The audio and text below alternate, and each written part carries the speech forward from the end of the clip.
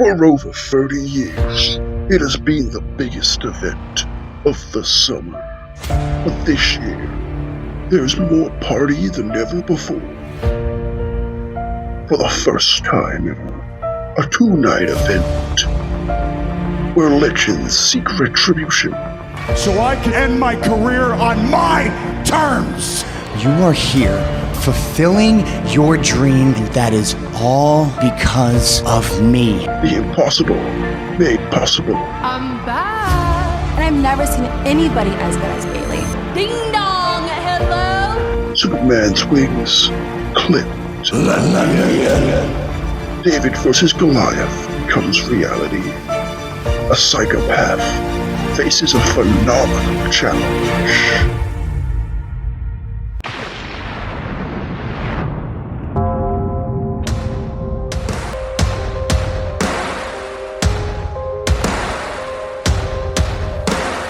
Forged in blood, etched in bone, the sacrifice, the war we know.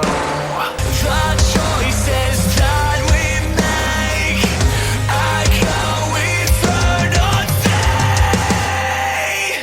I'm not afraid to stand up this I'm never gonna give up. I'm lightning, no fear, just adrenaline. What kind of scars will you leave? What kind of blood will you bleed? When fear sets the stage for defeat, what will your legacy be? What will I become? Forsaken or beloved? What will I become? So everybody's And now, the moment has arrived. Careers will be made. Carnage will reign supreme. And champions will sign free. So sit back, enjoy the ride. For the first time, 2 nights, an event that is larger than life itself. The biggest party in history begins now. Welcome what will my legacy to be? SummerSlam.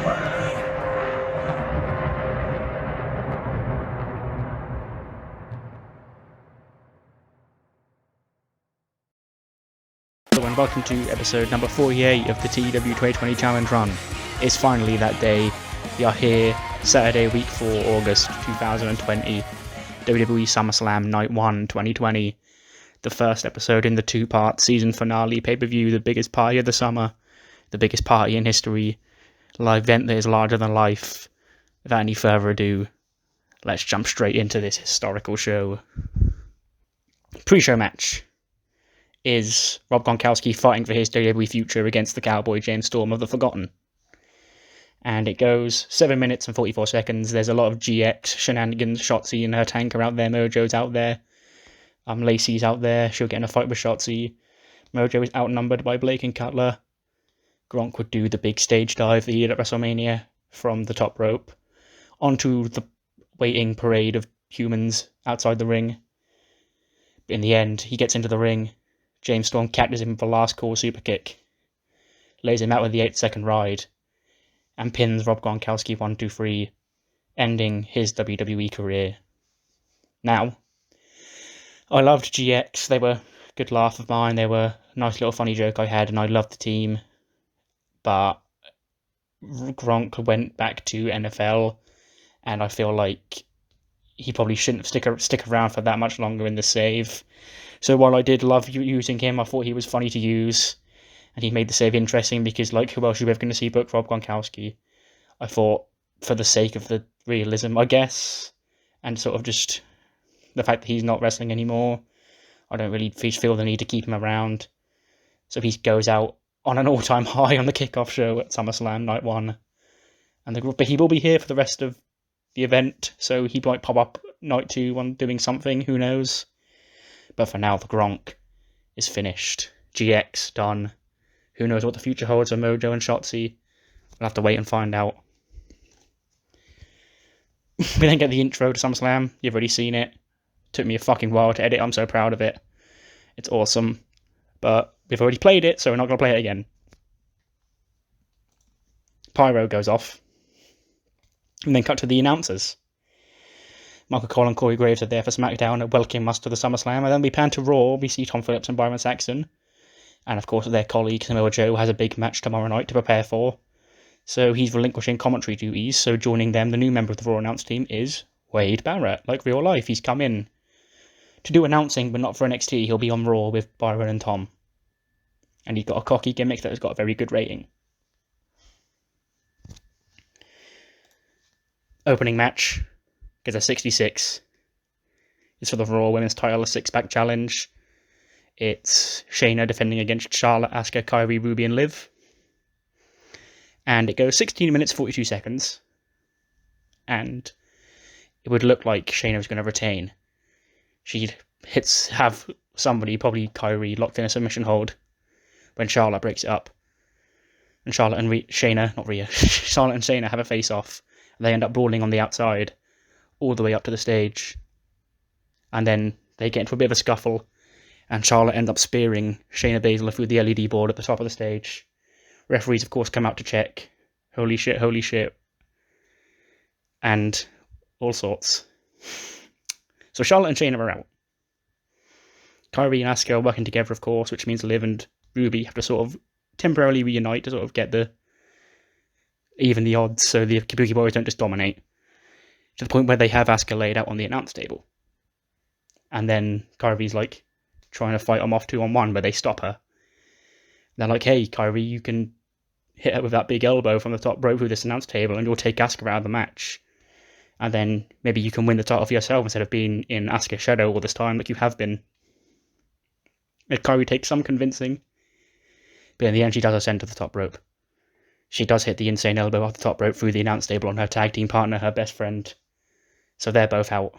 And it's down to Liv and Ruby. Ruby Riott looking to get the win for the Church of Rollins, make the Messiah proud. She gets Liv up for the Riott kick. But Liv reverses it into a roll-up. 1, 2, 3.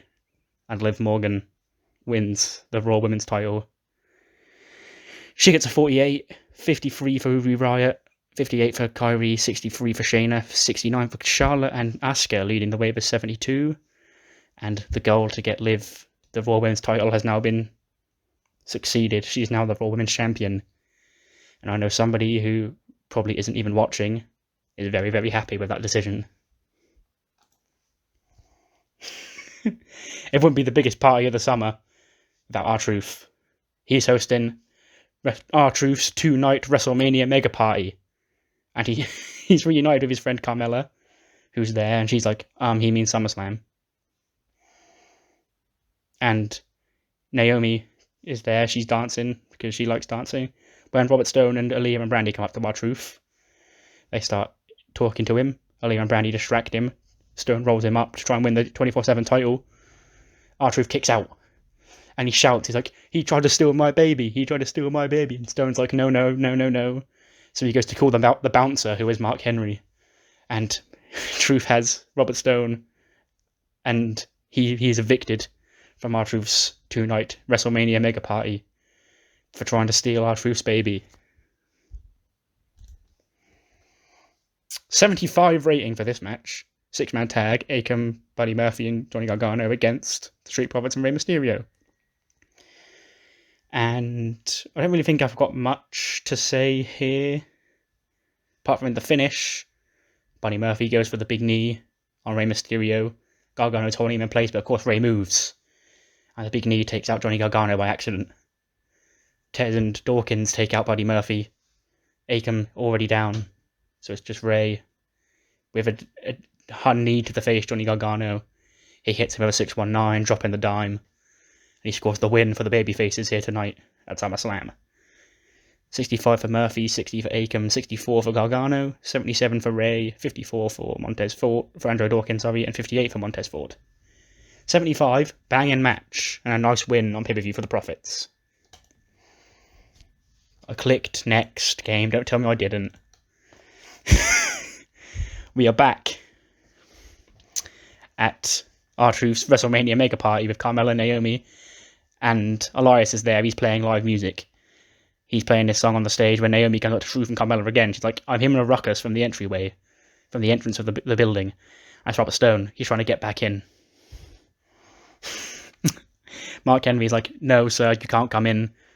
This isn't over, he says. So he leaves. They think they've got the answer of Robert Stone, but then he shows up. He's like, my name's Robert Stone. And Mark Henry's like, nope, we haven't got that name on the list. We have Robert Sutkin, but not Robert Stone. And he's like, you haven't heard the last of me. Then he comes back with a disguise, a mustache. And he's like, it's me, Robert Sutkin. I'm on the list. Mark Henry lets him in like a fool. He gives Elias a couple of tips on the way through, and then he rolls up R-Truth and wins the 24/7 title. And then he meets up with Aliyah and Brandy, and they run and hide while Truth's screaming that Stone has broken into his SummerSlam Mania party. There'll be a lot of these segments. I hope you like my comedy, my sense of humour, because there's going to be a lot of R-Truth's party over these next 2 nights. And they are segments I'm more excited for than some of the matches on these pay-per-views. Speaking of matches on the pay-per-views, Alexa and Nikki are in Gorilla ahead of the fight pit as the fight pit is getting lowered.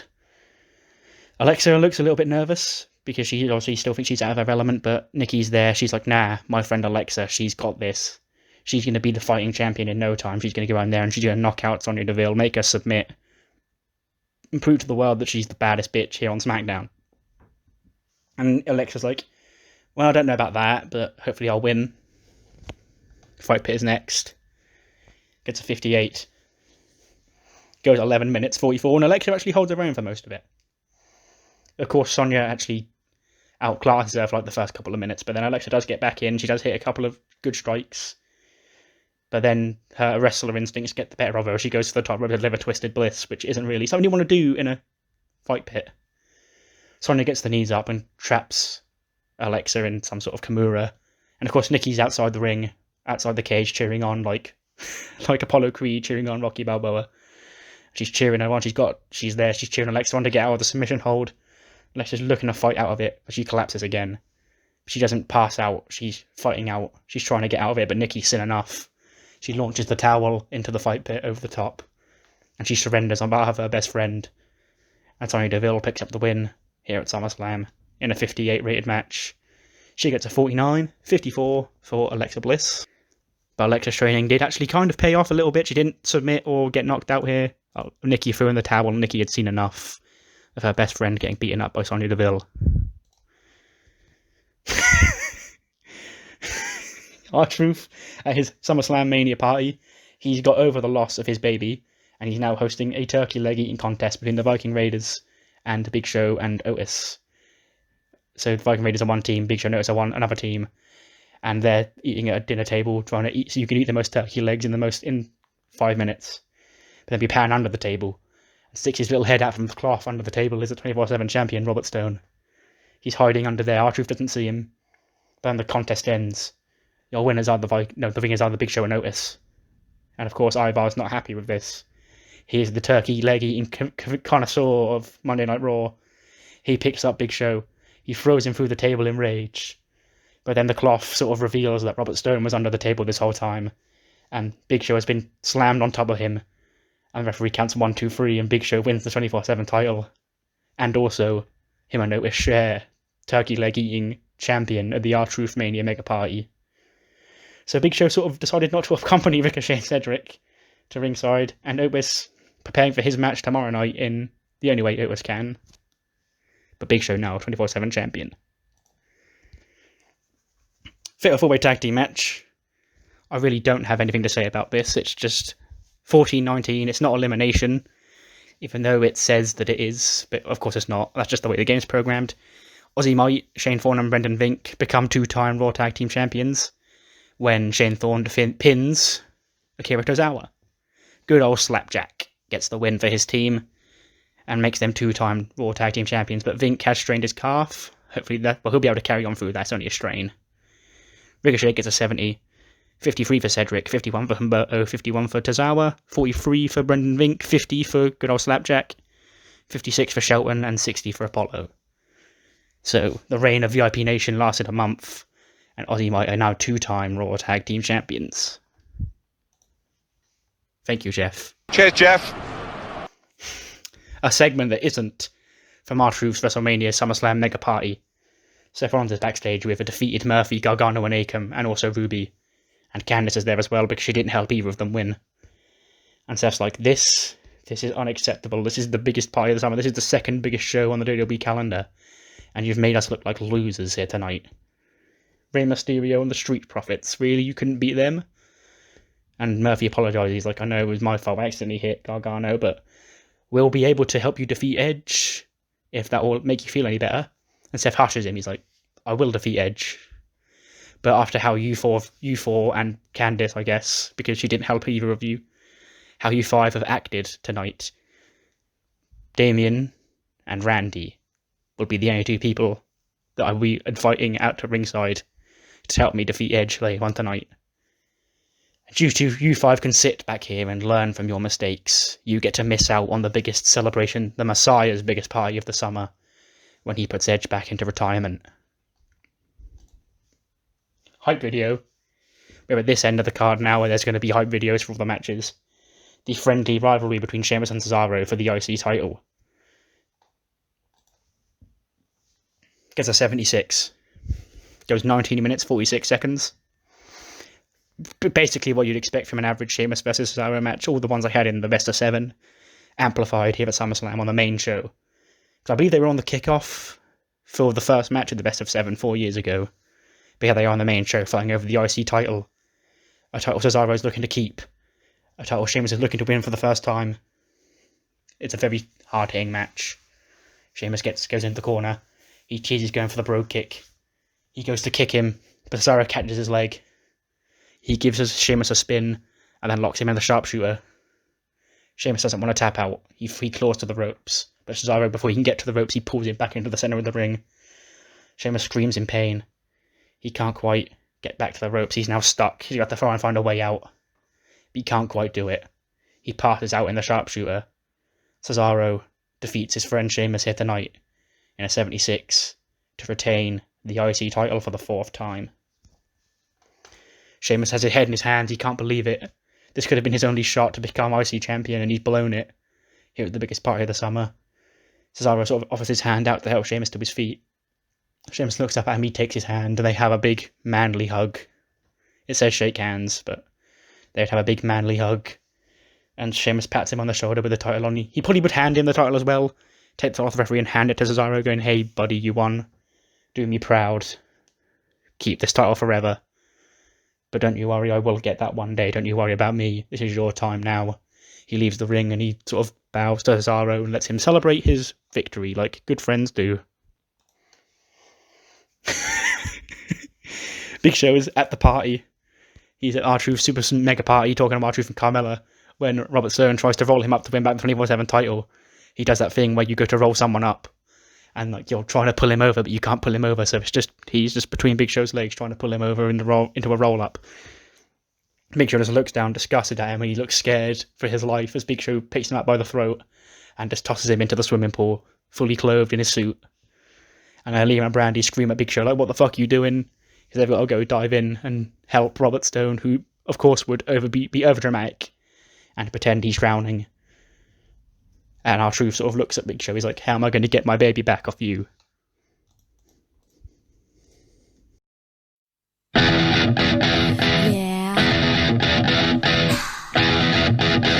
Uh-huh. Let's go!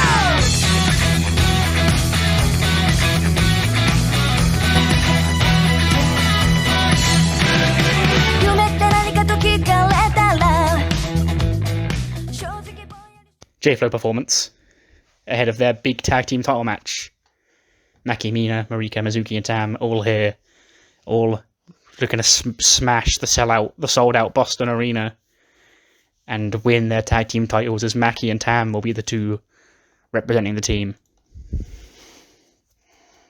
Gets a 53. Goes 10 minutes, 53 seconds.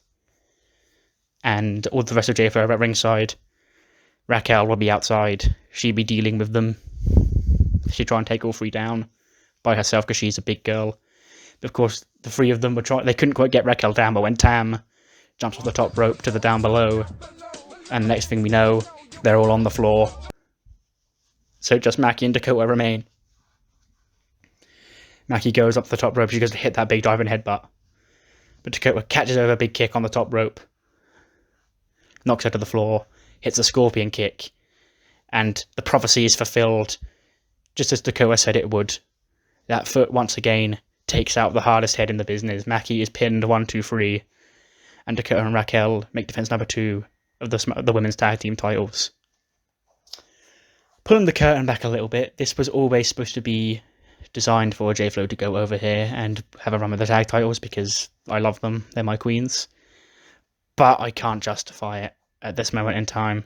Dakota, specifically, is the one who's smashing out like the 60. When you see the segments get like 68s, that's all her. She's getting 59s in the ring. That is incredible for a woman. And the storyline that I have for the tag titles coming up at a future pay-per-view would probably be better suited to it being Dakota and Raquel with the tag titles than JFlow. So I've had to pull the rug out from Mackie again. Sucks, I know, but I'm sure she'll get her time one day. But for now, Dakota and Raquel, still the women's tag team titles.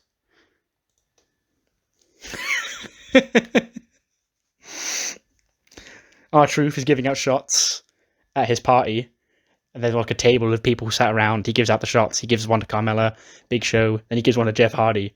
And Jeff Hardy looks at him, he's like, "What the fuck, man? You know what I've been through." And he's like, "Oh, my bad." So Big Show takes it off him. He says, "I'm a giant, I can handle it." He downs his shot and Jeff's shot. Dana Brooke's also there. Brandy, Lauren, Aaliyah, and Robert Stone also there, watching on, keeping an eye on Big Show as he downs 2 shots, his own, and also the one that Jeff Hardy cannot have because, well, he's rehabbing. Time for laughing is over, though. We're on our way to the Churchlight casket match. Undertaker is driving his bike there again, like he did to the Boneyard. And Aleister Black is sat there in the... What is it called? You know, when you walk down, there's a church, you've got the aisle, then you've got the thing at the front. He's just sat there with candles all around him, Taker symbol burning on the wall. He looks up, Taker's there, and they meet eyes. And they walk slowly down the aisle together. Opposite ends, one's one way, one's the other way. Then they meet in the middle, the match begins. And it's going to get a terrible rating. Fucking hell, no it isn't.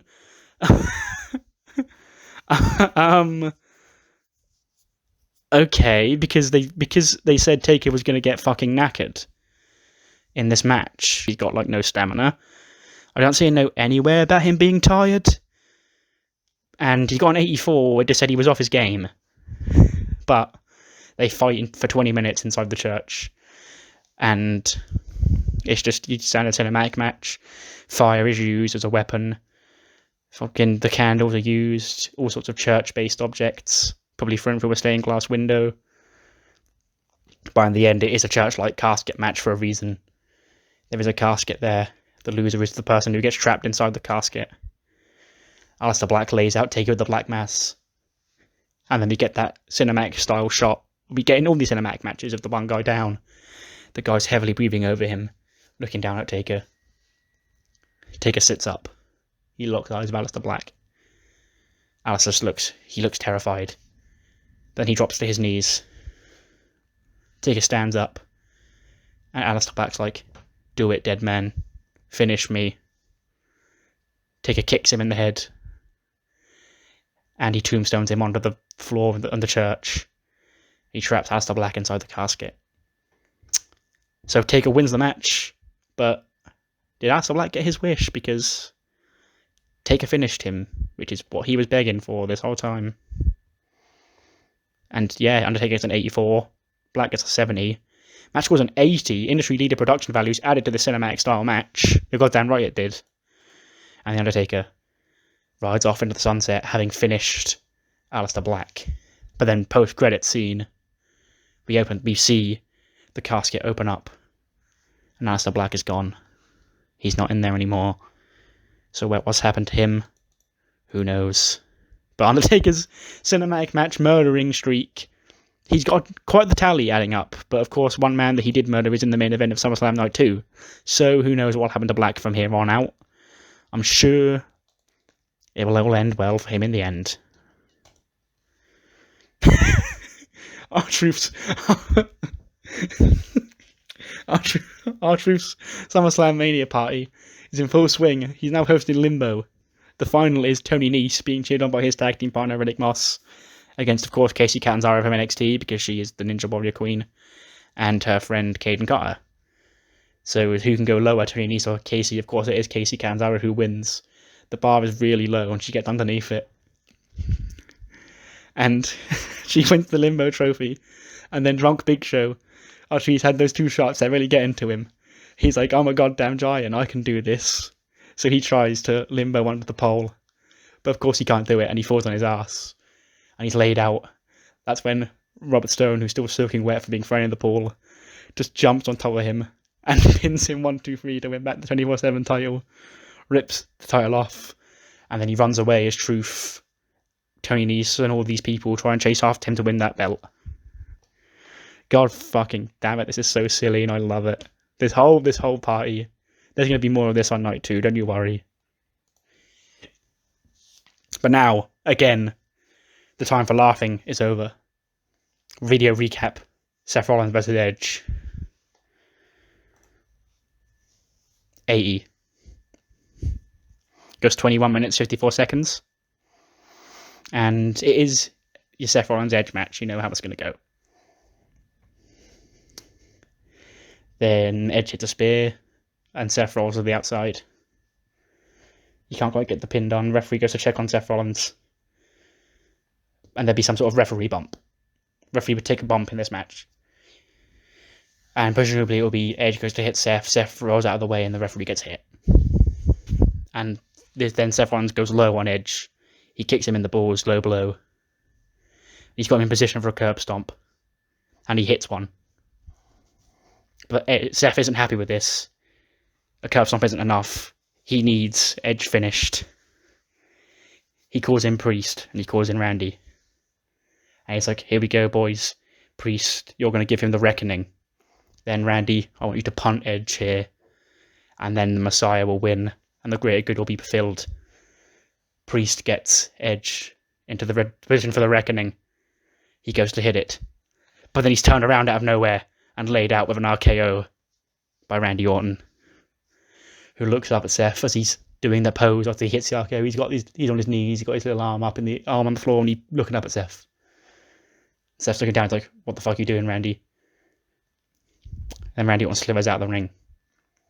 And he walks up the ramp, laughing to himself. Just not making any eye contact with Seth Rollins. Seth's like, Randy, what the fuck have you done, mate? And he's distracted, he's looking up the ramp.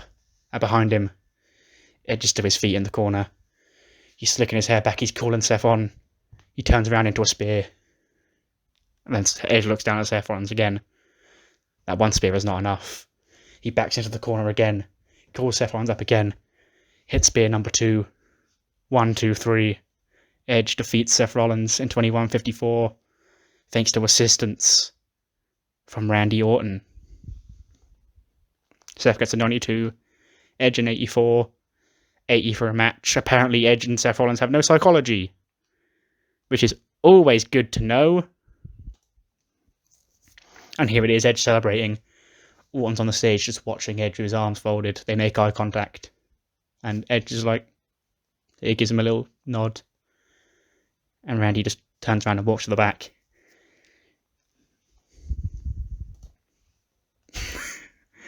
We cut back to the scenes in R-Truth's WrestleMania SummerSlam Mega Party. R-Truth, Carmella, Bo Dallas, Sugar Rush, all chasing Robert Stone for the 24/7 title. He runs out the door to escape. The door, Mark Henry tried to beg to get in, and waiting in there is Aaliyah and Brandy Lauren in a convertible. Robert Stone just leaps through the roof of the convertible, of course, down. Robert Stone leaps over the door, into the car, legs still hanging out the window, and they drive off, and Stone gets away with R-Truth's baby to end night 1 of R-Truth's SummerSlam Mega Party. What more shenanigans will occur tomorrow night? We can only wait and see. Main event time. No holds barred, no disqualification. Daniel Bryan, Braun Strowman. Universal title on the line. 79. Goes 18 minutes, 33 seconds. Exceptional match, said the game. It is Braun Strowman beating up Daniel Bryan for most of that match. Because there's no DQ, Tucker, Obakanu and Dabba-Kato come out. And they're helping Braun. Gulak Ali and Gulak Ali and Otis try and come out to even the odds, but they're not quite enough. It's 3-on-3, but the 3 on Braun's team are big. So they need a 4th man. And that is when Chad Gable makes his grand return to WWE. He evens the odds, and Gable, Gulak, Otis and Ali take out Obakanu, Dabba-Kato and Tucker. Daniel Bryan's in the ring. He's got a kendo stick trying to even the odds. He gets Braun to his knees. He hits one kick, one yes kick, and then one kendo stick shot. So I was like, yes, yes, yes. We've repeated one kick, one chair, one stick shot. Braun's on his knees. Bryan uses the kendo stick. He gets Braun in the yes lock. The kendo stick assisted yes lock. Pressing into Braun's face. The Monster Among Men is grounded. He has no choice. He has nowhere to go but to submit to Daniel Bryan. And in 18 minutes 33 seconds, Daniel Bryan defeats Braun Strowman by submission to win his first ever Universal Championship. Yes, yes, yes. As the confetti goes off, Gulak comes in, gives him a big old hug to end night 1 of SummerSlam 2020. 86. That's got to be the one that boosts us back up to big. So the audience for SummerSlam Night 2 is probably going to be twice the size of this, because we'll probably be big by then. And it's an 86. We increased pop in 29 regions. What matters more on that 86, of course, especially now of all nights, is what you thought of the show. So do let me know what you thought in the comments below. And I'll see you next time for part 2, Night 2 of SummerSlam 2020. The season finale for part 1 of the TEW 2020 Challenge Run. WWE title on the line. SmackDown Women's title. Paige is back in that match. Roman Reigns versus The Fiend. Mojo, Brock Lesnar. Many other matches too. I hope you all can join me then.